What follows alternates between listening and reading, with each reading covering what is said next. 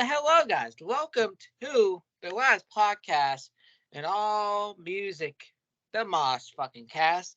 As today, we are going to do Kendrick Lamar's new album, Mr. Morale and the Big Steppers. Now, this is an album that I requested, I think, or Josh or Mia requested, and it is rightfully so. I know it features somebody, again, that a lot of people don't like, Kodak Black, that is on this album. But this album to me is a masterpiece, in my personal opinion, and you're gonna see why. All right. So again, I'm here with my podcast husband, the world, my wife over here, Jason Bailey. Hello. Welcome to the MoshCast. We're doing Kendrick Lamar's new album, Mr. Morale and the Big Steppers. I'm ready for this. I am ready for this. And this album again was released this year, actually, and May 13th. May 14th of this year. And I was again, sorry about that one. I didn't listen to it until 2 weeks, and I cried. So There's a reason why Lucas is hosting this episode. Exactly. There's a reason why I'm posting this. This is a special one, not just again for other people, but for Kendrick as well. And Kendrick is going for a lot since his last album that he put out.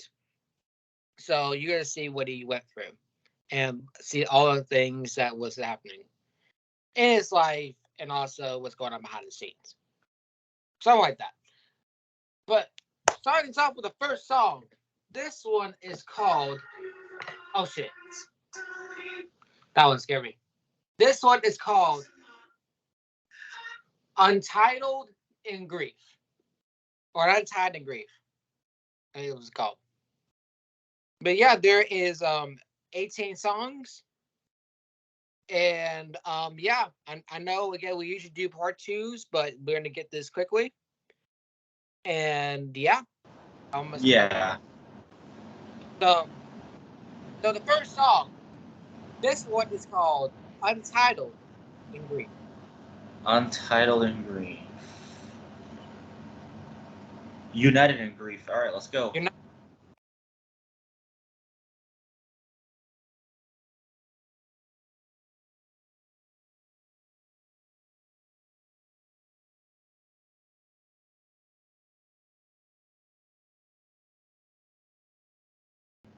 All right, so that was United in Grief.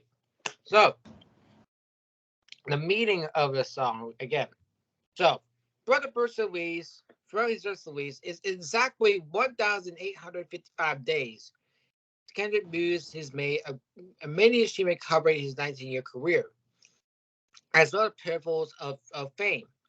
He goes into great detail of spending habits, real estate investments, luxurious vehicles, and jewelry. He also discussed entering therapy to deal with mental health issues. Because it also he goes into detail again. He goes into detail, about the luxurious stuff and being a celebrity, but also he goes into detail of his family. His first brother got killed when he was 21, and he just goes into like again his mental health stuff. Like he's saying, I'm going through something, and I like that. Again, the first song, what makes a record album, is the start and the finish of it. Shout out to Sydney by that. I really do enjoy this one. Listen to this again. I enjoyed it because it's experimental and it's not like just straight to trap and rap bars. It's actually very experimental and very different than what you see from other rappers nowadays. Kendrick, again, grew up in a different era of rappers, but he's still up to the style that he gets because he has a great flow in this one. And you're going to see it throughout he's going to have a great flow. Just different topics to talk about. So I personally love the song. Well, it's not again. I listened to this album before, and again, it's not my personal favorite. But listen to this again. it can't be my personal favorite. I don't know yet. I don't know I don't know what my best songs is. But yeah, Jason. So I'm not really into rap that much, but yeah, this is pretty different from the ones that I've heard in the past. And you know what? I think they did a good job. Yep. All right. So hold on, let me actually get to the next song. Hold on. I need to stand up because I'm not gonna sit down for long. Oh, the next song. I love the song. Ad. Of course, there's an ad in the way. So the next song is called N95. N95. Yep. All right. Let's get this started.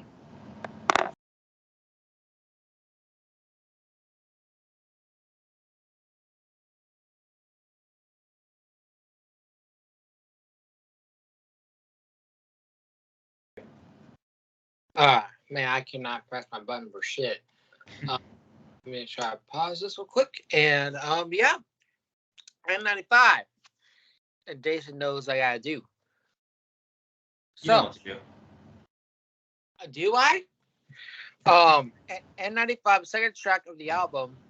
This song tells reference of N95 face masks, which is several tools adopted to the contrast of a COVID-19 pandemic. Throughout up the track, Kendrick addresses subtle and superficial coping mechanisms by pointing out at the faces, I can't pronounce that word, a lot of people are acquired. We also discussed a previous song from the album United in Grief. Some people turn their face like you back outside, but they're still wide. I would try and take off the artist and criticism of the U.S. and criticize the way U.S. government, first under Donald Trump and then under Joe Biden, handling the state of the emergency in response to the pandemic. However, in the wider context of the whole album, the references are most like metaphors, not just people hypocrisy and clout chase. But for Kendrick's own pretense and Farcade as well, he took them off in order to contract the ugliness and experiencing the first phases of healing process. Some bridge while the first half of the third verse was originally meant to appear for Baby's Keem vent, but Kendrick already provided vocals of the chorus. And that's all they can say for that. So it's kind of going through at the first things of grief. And up here interpreted as this and that, but the real meaning is of the grief that he's going through. And how the ugliness of grief that you can be at first. You know, with the anger of grief, with the sadness of grief. And just when you grieve about somebody's death, like Right. you feel like absolute shit. And I can feel this. I feel this song, personally. And this is why I love this album because it connects to me personally. Kendrick again in the later song talks about a generational curse, which I will talk about that when we get into the second to last song. But I really love this song. I really love Kendrick's flow. I don't know what it is about it, but he just knows how to write and knows how to flow in songs. Like his flow to me is unmatched, and I just love it. I love it, and yeah, that's all I say about that. Jason. Well, yeah. I think it has very touching, connecting meaning, and yeah, the instrumentals are pretty cool. So, the song's pretty good. All right. Moving on to the next song. This one is called Worldwide Steppers. All right, worldwide steppers, you say? Let's do this.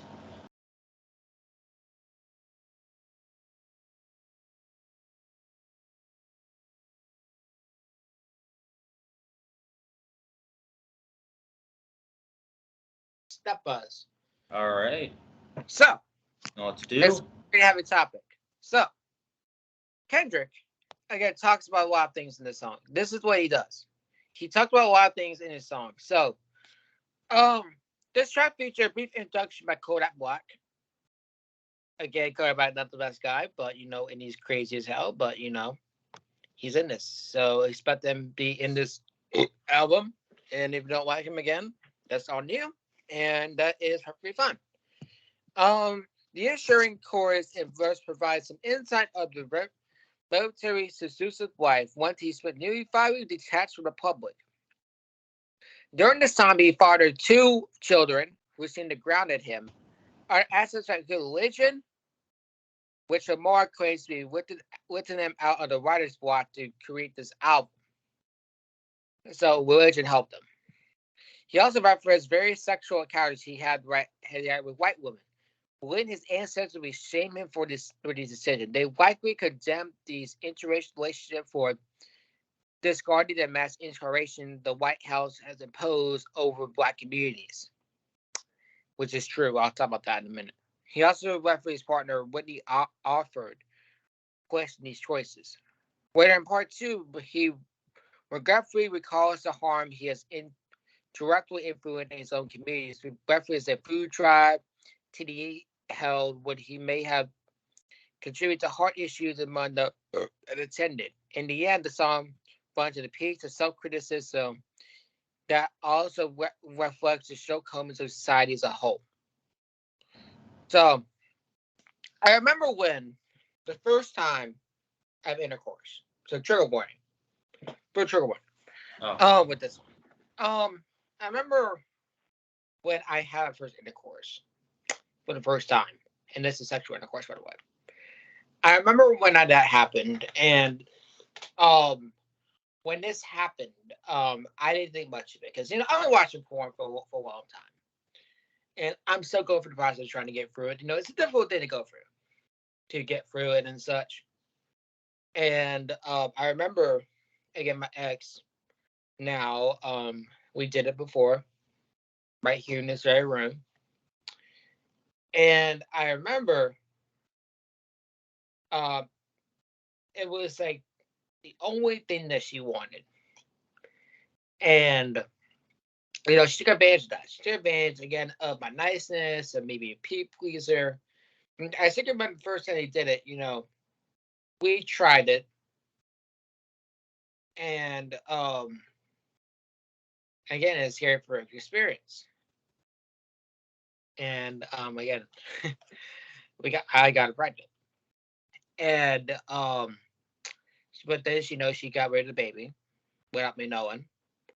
And again, I didn't agree with much of it, at first, but I expected it because we're both still in high school around that time, and we don't want no baby daddy, baby mama, baby daddy bullshit. But it kept on, happening. The high sex drives and such. And I remember one time where I started to want to say no because it was not right for me to do. And I said no once, but she kept edging me on and saying why and all this type of such. And it was difficult. My grades were kind of slipping around that time. There were some scares here and then that we had with pregnancy tests. And yeah, it was just quite difficult to go through it. And I had to live a constant reminder of a lie. But I learned now that I don't have to live into a lie now because I'm free. And that held back. So, Kendrick goes into a lot of it, but gave detached from the public for years and all that. And yeah, that is my story about that. And I'm glad to be out of the relationship, doing better things. So yeah. Moving on to the next song though. So for this song, it's pretty good. Pretty good. I like it. All right. Let me actually make sure I actually don't. Okay. We probably have another ad. The two things are forever. Of course it did. So the next song, I believe, is called Die Hard. Mm-hmm. Yeah. The next song is called Die Hard.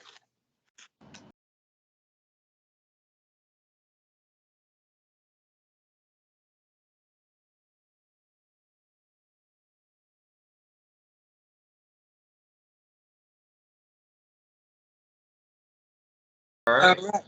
So this song, Die Hard, talks about the insecurities and also just the insecurities and the uncertainty of relationships. I believe it was. Let me look at this again. Yeah. So struggling with honesty and sharing relationship. He had doubts. He will still love. He will still be loved if he opens up. Uh, and uncertainty probably built by past traumas in relationship. However, at the end of the song, he said he must overcome the past, which is best form be a full-time lover by letting go, realize the current relationship is not as empty, and this lover is not as unloyal as ones in the past. Um, to keep it real with you, after going for the breakup, um, in April, I remember, I said to myself that I was not be able to love again. I remember saying those words, and I remember for the last month or so, I didn't want to deal with anybody. I wanted to be left alone. I wanted to write my music. I just don't want nobody to be around me. And I hate that for so long because I don't want to see people perceive me different after the breakup that happened. But I'd open up to some teachers about it. I'd open up to shout out to Miss Tiffany, Miss Makel, and Coach T. Those people helped me out to be real myself and helped me so much with that. And I remember, um, it was probably, in July when I went to Ohio that I remember one thing that, that all of a sudden, again, you're going to have past trauma, but you're going to have past trauma, past relationships with other people, but it does not it does not matter because this is the past. You have to learn to get over, the past and, try to move on from it and forgive yourself that you think you can't control what happened. And you can't control other people for staying with you. You can't control other people for being with you. You can't control other people to stay with you. You can't do that. I know it's difficult to think about that, but you can't. And I remember the man above. I know God said to me, again, I'm not religious, but I am. I remember he said to me that again, you're not gonna love right now because you're going for the process. But you are going to find a great love one day, and you're going to be in a better relationship than what you was. I remember those words, and I'm going to keep those words with me. And that's what caused me to love other people the way that, my ex didn't give me at the end relationship and accepted me accepted me of my past, accepted me of my flaws. Because let me tell you guys, you are going to have a person with flaws in your relationship. It is your responsibility to accept them of the flaws because they are not going to be perfect.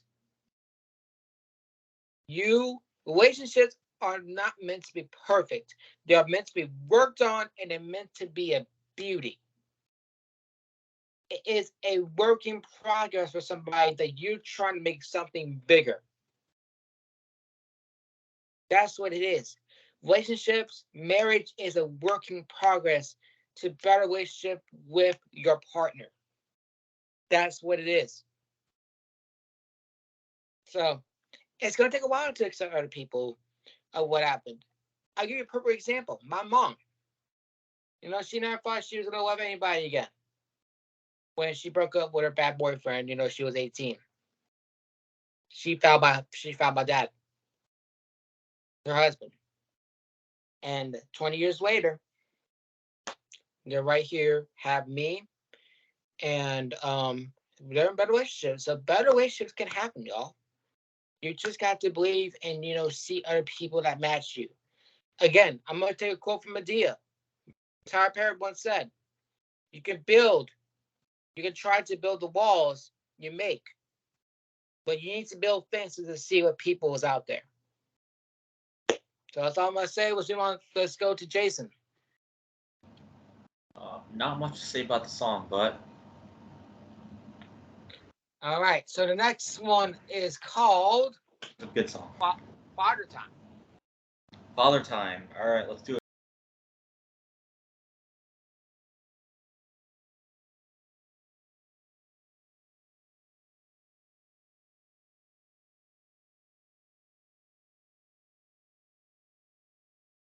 So that was Father Time.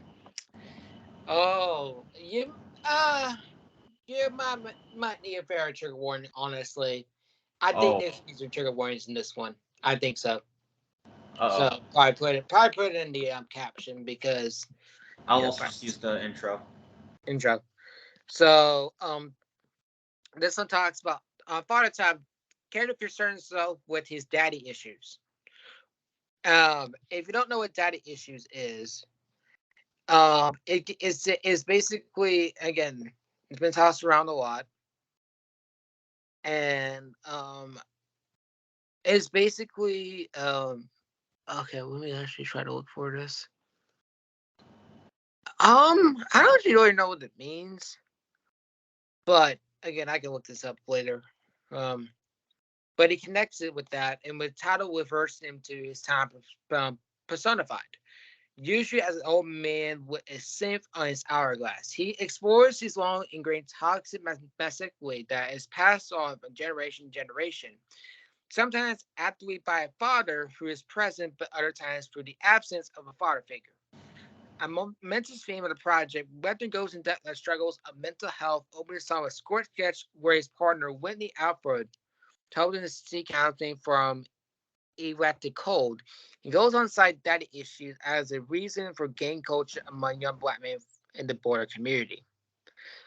Um, so as far as that, with data issues, you know, it's a lot of things. It's not like a full on meaning. Um, but I for me, how I describe it is that people finding the attachment styles and informant styles of like attachment because they have their father around, or D, or not D, but B, their father was around but they treated him badly, like abuse. Mm-hmm. C, again, the father was not around, they're sleeping around other people. It can be a lot of things.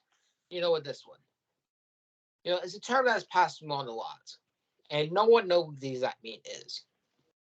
But when he talks about it and he goes into detail about what he is, like what he's going through and what he thinks he is, because again, he talks about again with his partner, um, Alfred, I think her name is. Kendrick, again, he explores again with his mental health, what he goes through. People see Kendrick as the rapper, having his flow, but they never explore of what he's go through and what he has been through in his life. You know, you gotta really look again. Look at the outside of the person, not outside. Look at the inside of the person instead of the outside. But I really love the song. I like the chorus in the song. The chorus is very soothing and just like it's very calming for me. I don't know what because the voice that I heard, but it was just great for me. I love the song, and but he goes on to say that again. He talked with Alfred with Whitney. He said he needs therapy, and then he wants to she wants him to talk to somebody, and he goes into it and said, I got that issue, that's on me, looking for a loving, but emphasize for my leaf.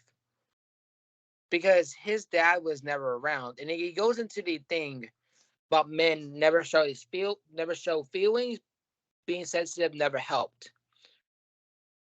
And he just gets into it. He just really does. And I love it. Um, Jason. Yeah, it's a pretty cool song. I enjoyed it. All right, moving on to the. Oh, it's an interlude. All right, so I guess we have to do transition. I guess. Yeah, so we're gonna play Rich and Rich Spirit back to All right, back. play Rich and then Rich Spirit. Let's go. Let's do this.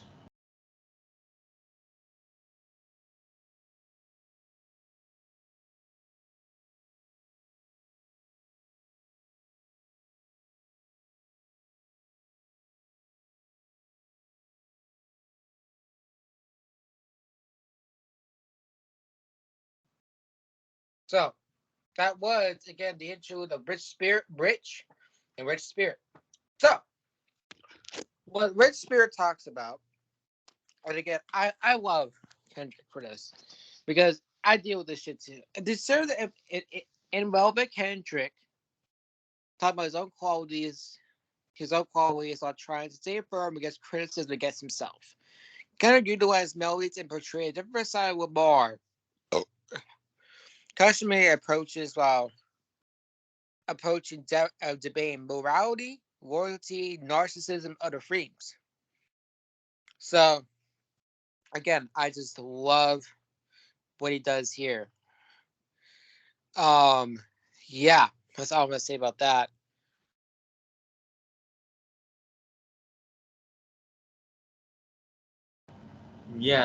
It's a pretty good song. I definitely enjoyed it.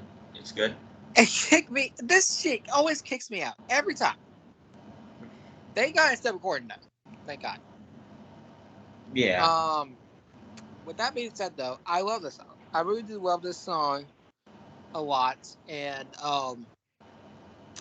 again, I love Rich Spirit because of when he goes into criticisms of himself. Because you know we are our biggest criticisms to each other, and it's difficult they go through.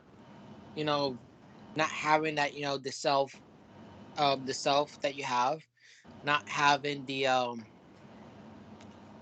have not having yourself. I'll say that, but not having yourself as as a hype man. You just feel down on yourself. That's what I love about the song. So the next song, I think we might need a trigger word for this one. I don't know if it's this one or not, but this one is called "We Cry Together," Oh. featuring Taylor Page. Oh. All right. I think we need one.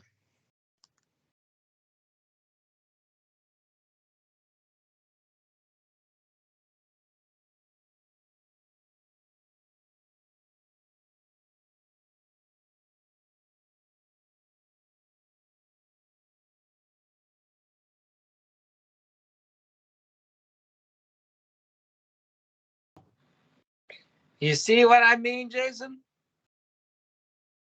You see what Yeah. I mean?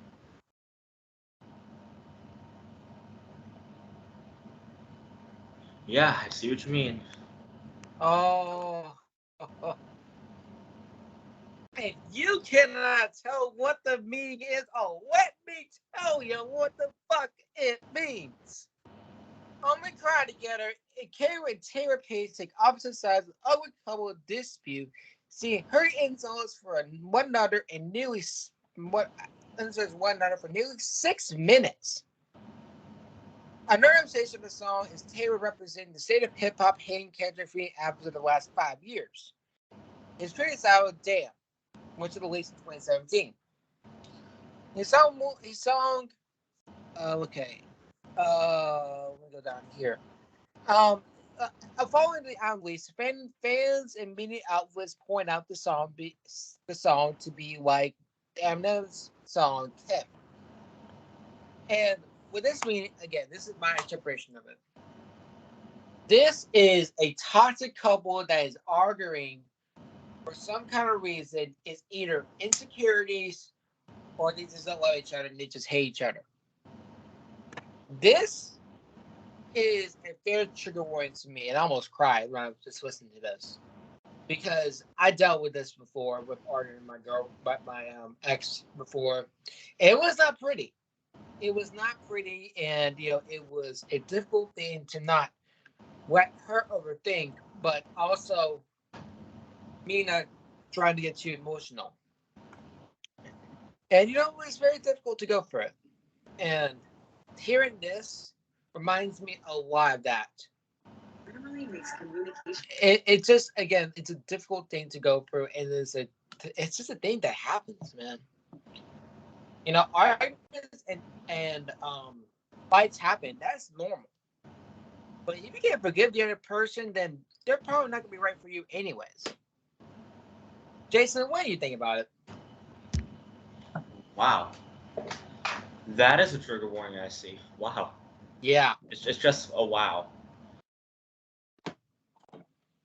All right. So next song, this one is called "Purple Hearts," featuring Summer Walker and Ghostface Killah.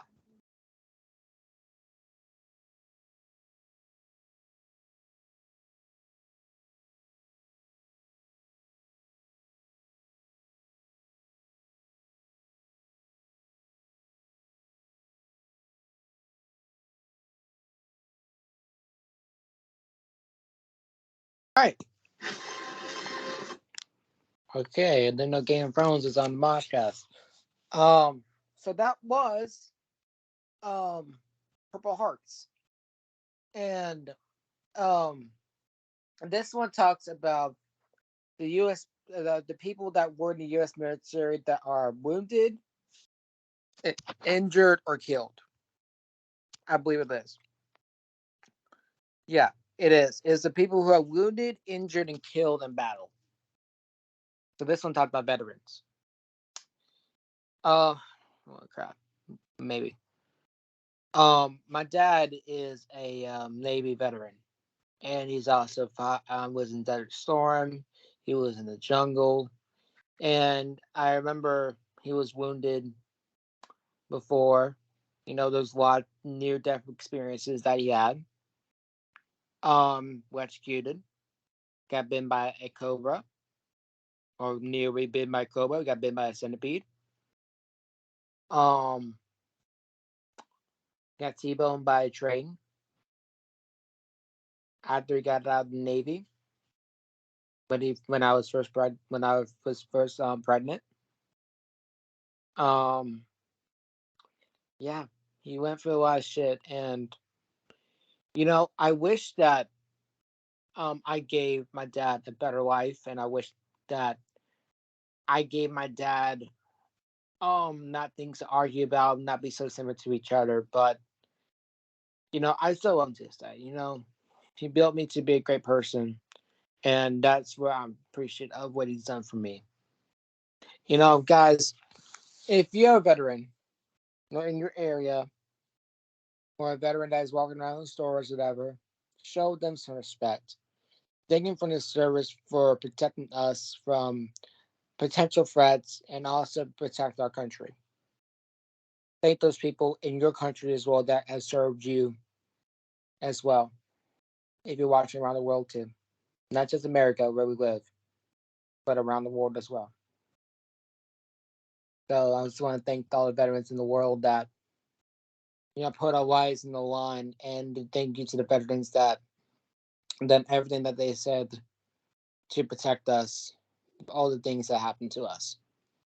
I just want to thank them for what they did for us.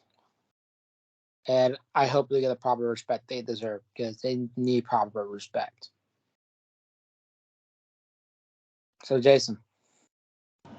Thank you to all the veterans for taking all the risk to save us. Thank you for risking your life. And a good song. All right. So the next song is called Count Me Out. All right.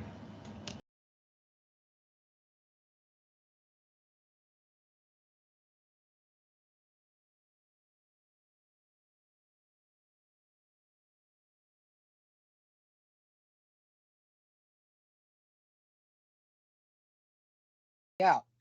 And I will read the meanings, but it keeps kicking me out every single fucking time. So Jason is going to help me out here.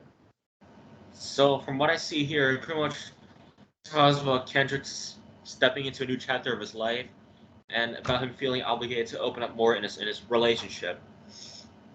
That's great. That is great to hear because again, we have the past songs of insecurities, daddy issues, and all that shit, all that such. And to see and go, this is where I am. That is where I am with my life. I'm at the new chapter of going to college, a new chapter of going to new life, and I just love it. I just love it. Going to new chapters, exploring my life with what the man above is going to give me. So, yeah, that's all I'm going to say about that. Again, that was a great song, and I love the song honestly because again, Kendrick has a great flow, great chorus. Again, the originality of this man is something that I have not seen for different rappers. He has a great originality that he talks about. All right, Jason, what you got to say? So, I mean, it's good for Kendrick to open up about his relationship, and that's what you gotta do eventually. Yeah, you have to face what you've been scared of, and eventually, if you should be able to overcome it. Exactly. Okay. All right, next So what's song the next one? is called Crown. Crown. All right. All right, 1, 2, 3.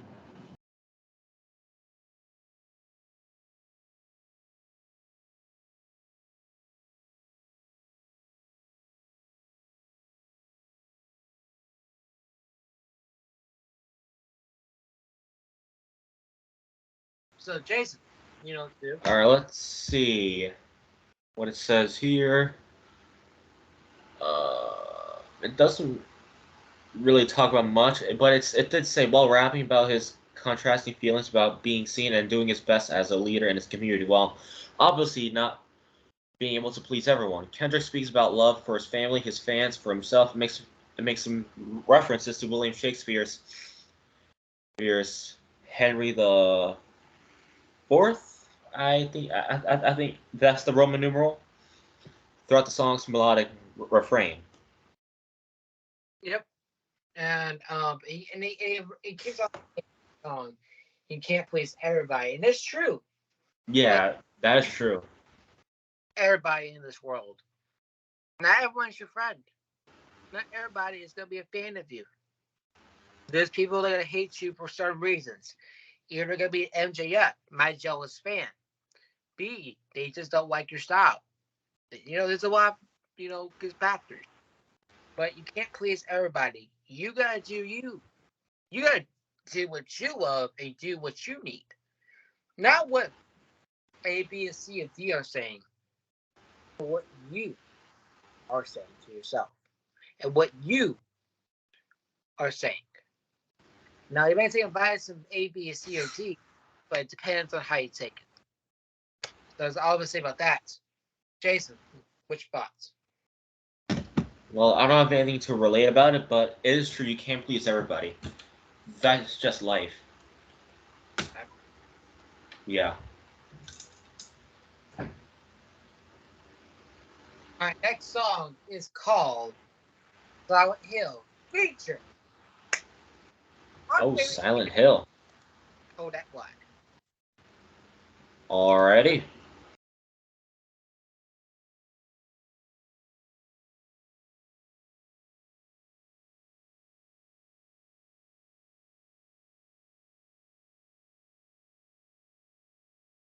Was Silent Hill and apparently they're trying to put Payday on Disco on the screen, which I will not allow to happen. Um, so to talk about the song, I like it a lot. I really do like it. Again, Kodak is featured in there, and again, it's hit and miss with Kodak now, but I think he did an alright job with the feature. A lot of the features are not well known, but they did pretty good. Again, like explain the story. So that's what I like about it. And Jason, you know what to do, man. All it pretty much talks about is how it's based off the horror game franchise Silent Hill, and the movies too. Well, little bit I still kind of shit.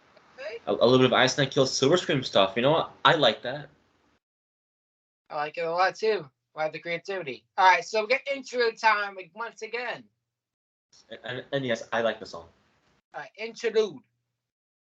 All right, so both songs are called Savior, and Savior, the song, has featured B.B. King and Sam Dew. So let's get into this. So they're going to do a back-to-back.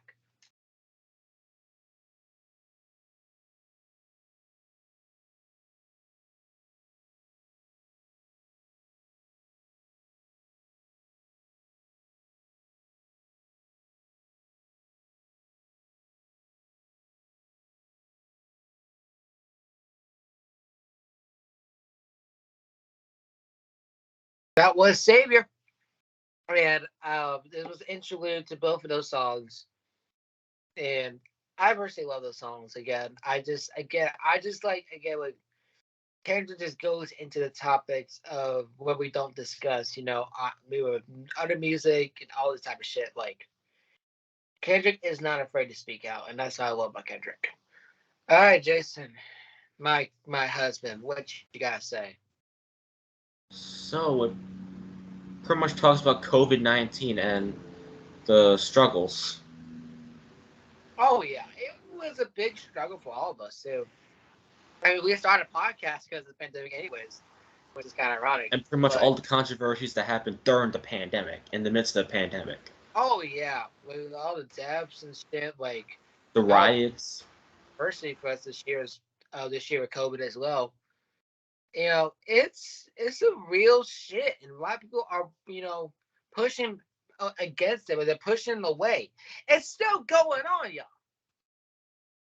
Monkeypox, yes, it's the newest, hottest thing in the world, but COVID is still around, y'all. What's wrong with y'all? Anyways, Jason. Pretty much said it. Keep in mind, COVID's still a thing. You may be vaccinated or boosted, but that doesn't mean you're completely immune.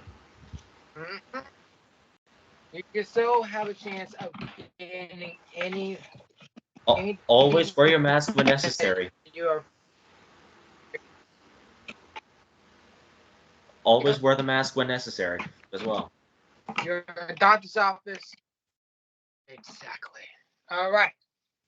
Go on to the next song. This one is called Auntie Diaries, which is one of my other personal favorites.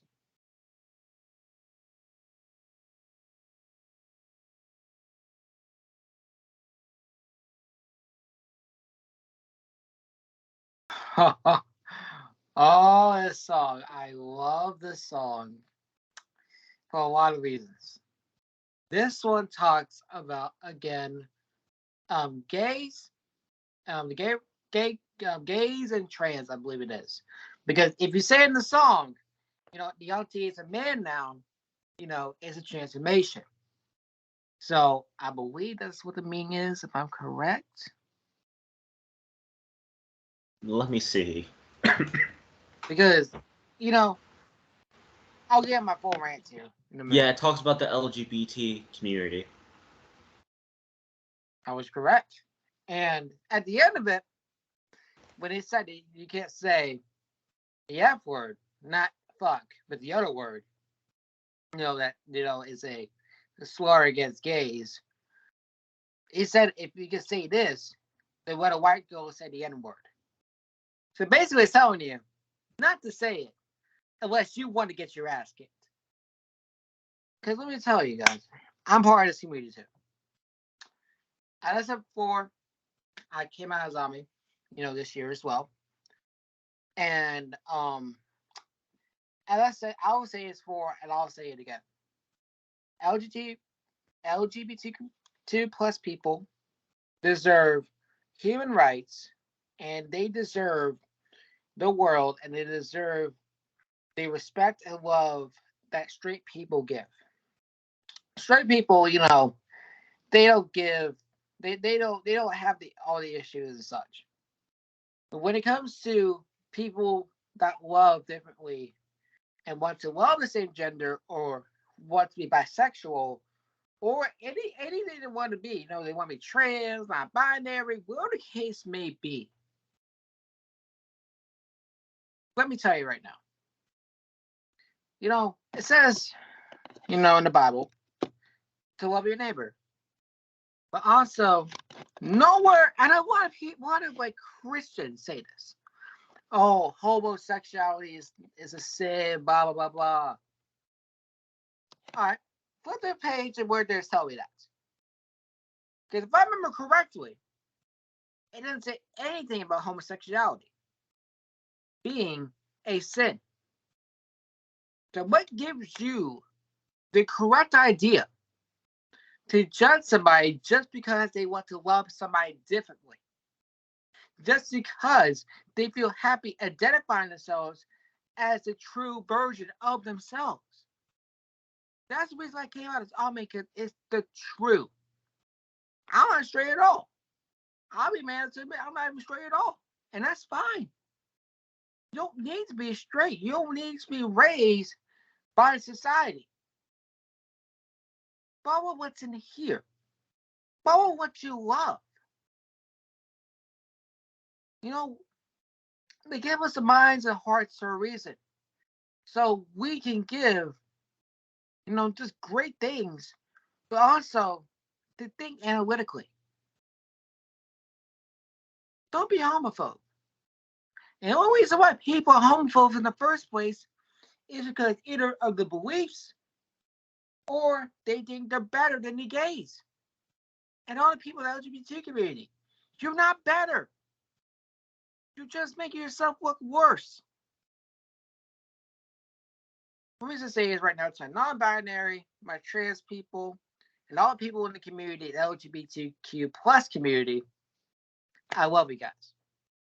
I love you guys with all by my heart.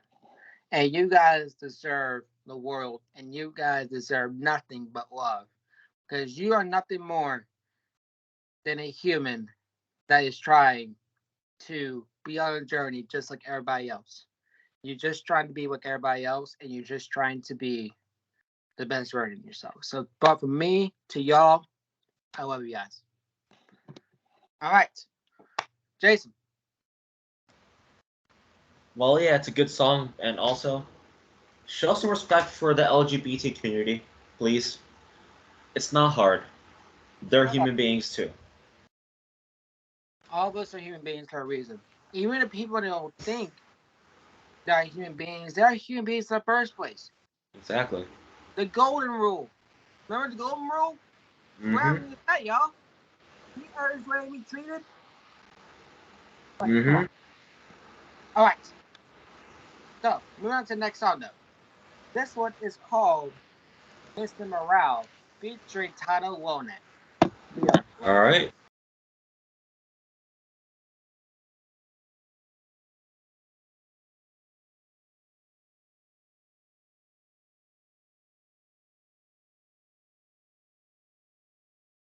Oh, God, next song. Oh, I'm going to cry. So that was Mr. Morale. And I love this song just because, again, he addresses the criticism. Yeah. I fucking love he addresses the criticism of the other people that talk shit about him.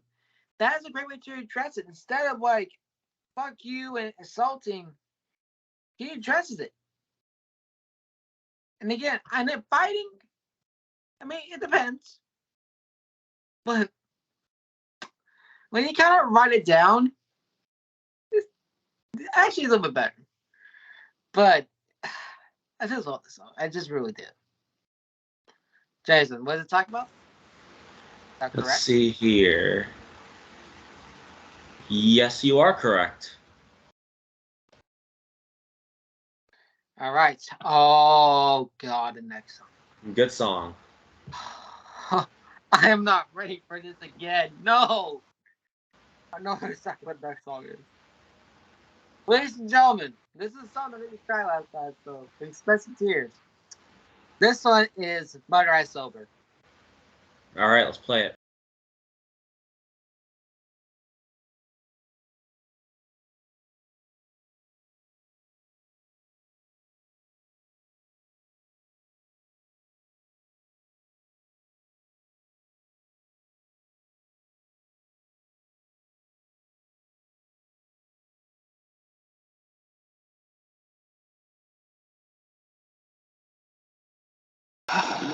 Wow. Somebody's in tears. For this. Holy shit. Kendrick, you son of a bitch. You got me. You broke Lucas down. Alright, while you tear up, I'm just going to read the meaning. Go ahead.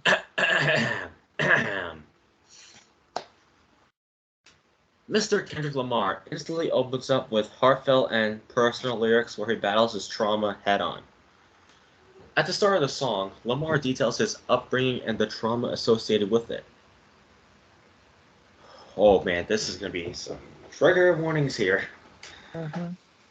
He details his mother's experience with sexual abuse and then her fear that Lamar may be experiencing assault as well. Later on, Lamar asserts he was never subject to drug addiction. Rather, it was lust itself. Lamar then feels a sense of despair and hopelessness as he opens up to cheating on his, at the time, fiancée. He compares his action in the same vein as his mother's abuser. Holy shit. Told you. He then describes the instantaneous remorse and guilt he has to this day.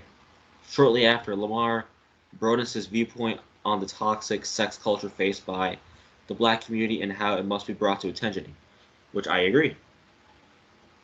He exclaimed, however, that sexual abuse black children face can be a root cause of this culture as our society doesn't feel like a safe space. This is what is later coined as the generational curse black people face. Towards the end of the song, it is then where Kendrick metaphorically frees himself and everyone affected by the toxicity through the use of transparency, pride, and positivity, thus aiming to break the generational curse. The song relates to the theme Kendrick is constantly reasserting throughout the project. Kendrick is only human and he too is prone to make mistakes. This talks about a shit ton of stuff. Oh my god. I can see why you cried. Yeah, there's a reason why I cried the first time and almost cried the second time. If you want to add on to all this, go ahead.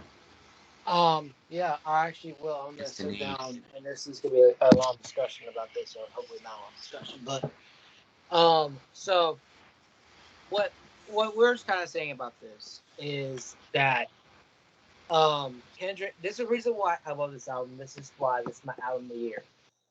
Is because he talks about this. Have you seen other people talk about generational curses? We not. And us white people, we're not gonna understand what the black people are going through. We're not gonna understand it because we have that supremacy. It's sad to say that, but we do. But to be human and to listen to what Kendrick is saying about this, like I remember a time with sexual abuse. My mom was sexually abused, and so was I. I remember when, again, we kept on having sex with my ex. It kept on happening, and I was just kept on getting addicted, and addicted, and addicted, and addicted. And in my mind, I wanted to say no, but I couldn't because I wanted to please her. And my mom was the same way. She got pregnant when she was 18. And because of her piece of shit boyfriend at that time. She had a miscarriage because she was being abused physically by him. And she thought she was not gonna love again. Like I said before, I met my dad. Shit, I'm gonna cry. But I remember I was sitting on the couch, sitting right here. And I thought to myself, like, why am I doing this with her? Because It just keep wearing me out. It's not making me happy. It wasn't. And she just kept on just abusing it and abusing it and abusing my niceness, my abusing my kindness, abusing everything. I wanted to say no. I wanted to say no, but I couldn't. And that day I regret saying no because she kept on wanting for more. But I could not stop myself. Until the day the breakup happened and we stopped going to each other's houses and stopped connecting, I saw what's in her. I saw what she has become. A person, again, with quote unquote daddy issues, who thought that, again, using the proper girl method and use a person that did everything that he said he could and promised to himself that you'll be there for her no matter what she put me through. And that day I regret everyone saw it, but I didn't. And I will say this right now. I'm glad I'm not together with her. And my ex can rot in hell, as rightfully she could. Because that bastard is not coming back to me. Even if she does, you're not going to manipulate me again. And talking about, again, that past trauma, I had that shit with me too. But it's not, again, a generational curse. Because my family got some curses themselves, dealing with our shit. But sexual abuse is a real thing, y'all. It's a real thing that people go through. And it should not be taken lightly. No matter if you're male, female, non-binary, whatever the case may be. No one should justify sexual abuse, sexual assault, whatever the case may be. So for those who abused other people sexually and assaulted them sexually, you're a piece of shit, and I would hope you rot in hell. I hope for that as well. All right. Like seriously, it's fucking disgusting. It is. And my ex. Nobody should ever fucking go through that. For real. That's what I went through. To all the abusers out there, go fuck yourself. Good job. And leave those victims alone. They do not deserve that. Exactly. If you're a police officer watching this, go put them in handcuffs. Please. And send to jail for life. I love to see my ex in handcuffs. Because and to not get away with what she did. Mm-hmm. If you're a relative to a victim, call 911. Yep. Get those abusers in handcuffs. Yep. And thank you to the police officers for keeping us safe. Serve and protect. Those key words. Otherwise, this song has a very deep and connecting meaning. You know what? Yep. I think it's good. It's a really good song. And I love it. I'm going to probably cry to this again. But the last song of this album is called Mirror.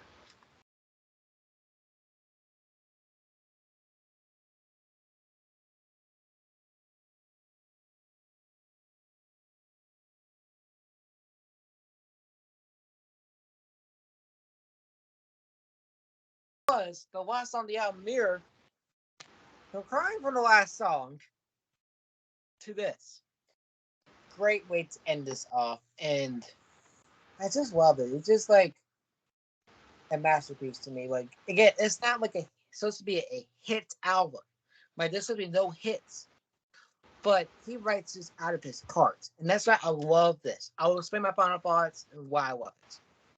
So, Jason. I'll give this a 10 out of 10. One of the best rap albums of the year. And what do you follow that song? Oh, meanings. Let me go to Genius and to Mirror.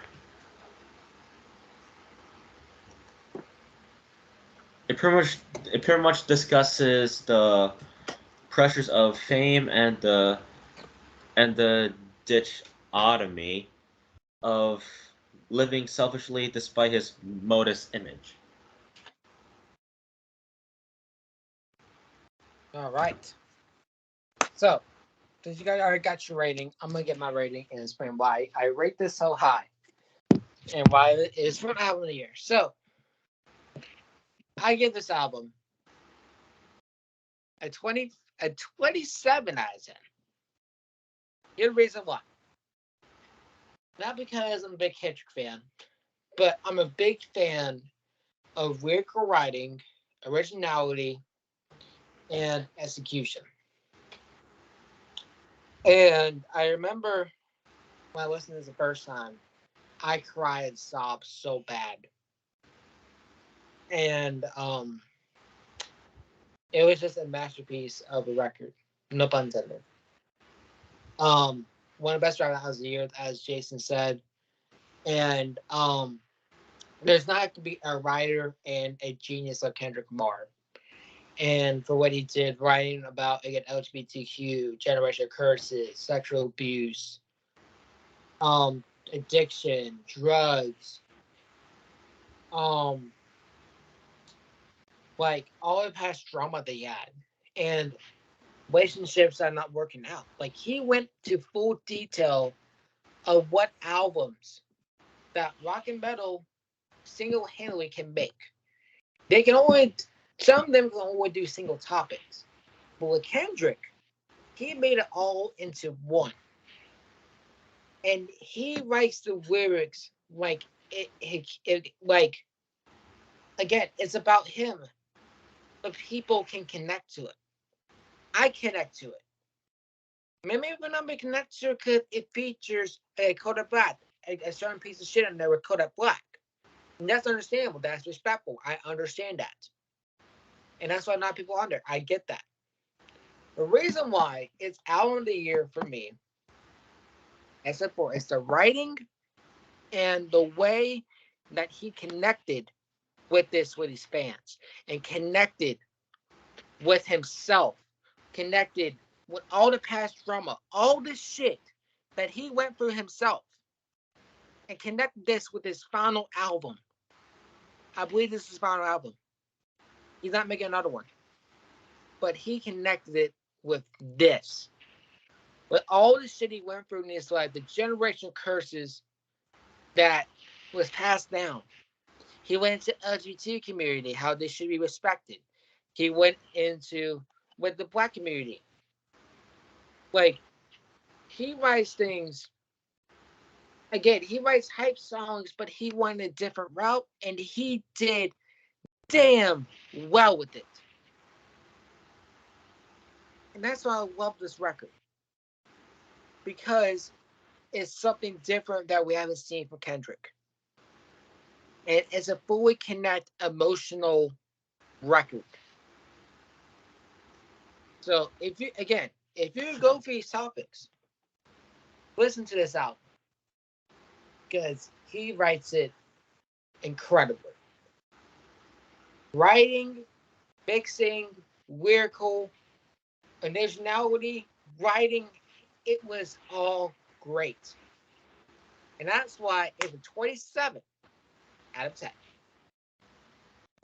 So, ladies and gentlemen, and all the fluid, genderless, and trans people of the world, thank you guys for watching this episode of the MoshCast. And let's technical difficulties here and then, but we able to get through it and listen to a great album. So follow me at Lucas_Rainmaker on TikTok. I just passed 1K on TikTok, so hope I hit 2K soon. So yeah, follow my Instagram Lucas_Ray. Not all right. Follow my Instagram at Lucas.Atencio336. Follow my Twitter at Lucas_Rainmaker. And yeah, that's all I'm gonna say about that. And with that being said, for those people in the LGBT community, you guys rock, and I love you. Jason, you end this off. Thank you for watching this episode of the MoshCast. We reviewed Mr. Morale and the Big Steppers by Kendrick Lamar. We hope you all enjoyed, and next episode will be Hybrid Theory by Linkin Park. Also, keep in mind, this is going to be our last week for a good while of doing the MoshCast twice a week. Why? Because of the school year and just so we can limit the schedule, and at the same time we can focus on ourselves as well. Mm-hmm. And yeah, maybe eventually we'll get back to twice a week, but for now I think it's best we stick to one MoshCast episode a week. The same thing goes for Crash and Burn, which more details about the Crash and Burn change as well will be provided on the next episode. So yeah, thank you for enjoying our content twice a week. We hope you enjoy our content once a week. Yep. All right. So, yeah. Thanks for watching. All right. So Crash and Burn. We're gonna do NXT Takeover Chicago 2 and Philadelphia. For cinematic analysis, we don't know what the fuck we're doing, but we're doing robots. Robots. From 2005, and also that podcast will now be every other week. Yeah, every other week. So we're gonna do part of the change. And yeah, again, MoshCast, Have a Theory. Cannot wait to be on that episode. I'm excited about that, and I will be there because my party does not end until 6 or 7, so I should be home back then. But yeah, that is me. That is Jason, and we will see you for Have a Theory. MoshCast!